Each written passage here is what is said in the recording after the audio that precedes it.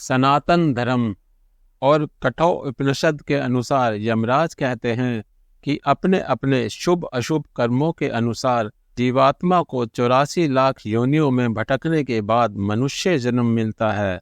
यहाँ सवाल यह बनता है कि ये योनियाँ क्या होती हैं।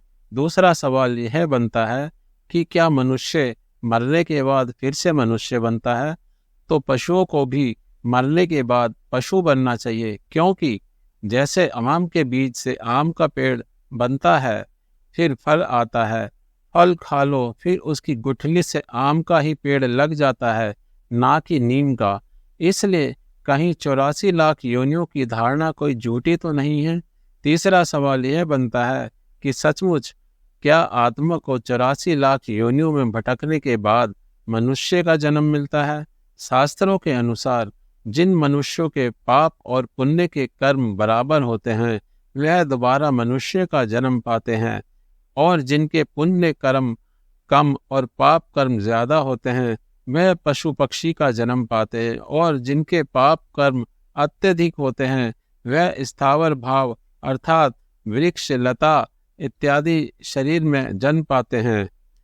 प्राणियों का अंतिम इच्छाओं के अनुसार परिवर्तित जीन्स जिस जीव के जीन्स से मिल जाते हैं उसी ओर ये आकर्षित होकर वही योनि धारण कर लेते हैं।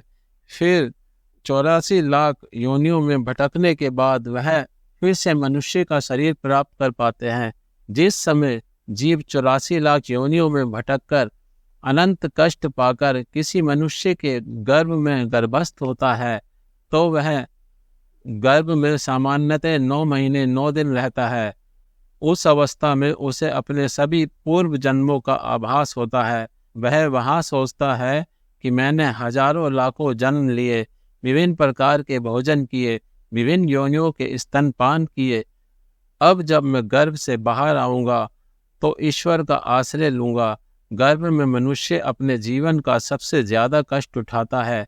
गर्भ ऐसा काल कोठरी है, यदि ऐसी कोठरी में एक वयस्क इंसान को डाल दिया जाए तो वह 2 दिन भी वहाँ बिता नहीं सकता।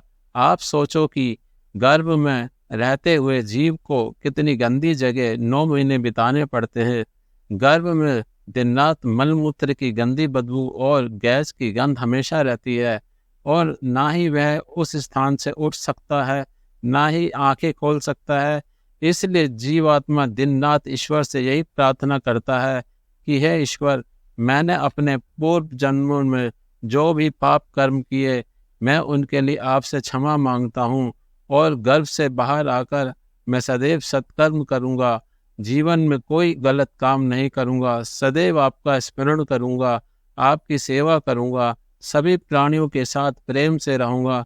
बस आप मुझे शीघ्र इस गर्भ से मुक्ति दे दो।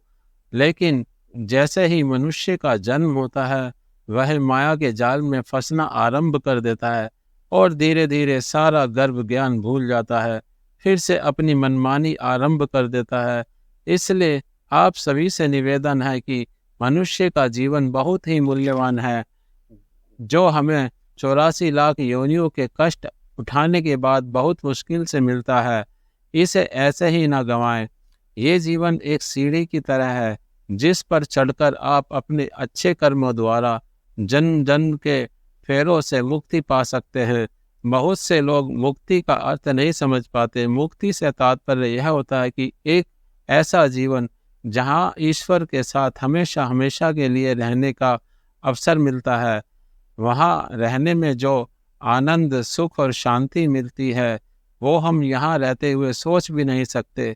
ईश्वर अपने पास सिर्फ ऐसी पुण्य आत्माओं को ही रखते हैं जिन्होंने मनुष्य के रूप में कोई अनैतिक कार्य ना किए हो, सभी जीवों के लिए करुणामयी रहे हो, दिन रात ईश्वर की साधना की हो, अपनी आजीविका के लिए कोई गलत कार्य नहीं चुना हो, अपना जीवन सात्विक बनकर बिताया हो। ध्यान रहे, सभी मनुष्यों के लिए मनुष्य जीवन एक मौका है। इस जीवन को पूरी आस्था, श्रद्धा, ईमानदारी और प्रभु की भक्ति तथा ध्यान लगाकर जिए तो हो सकता है आपका भी ईश्वर कल्याण कर दे।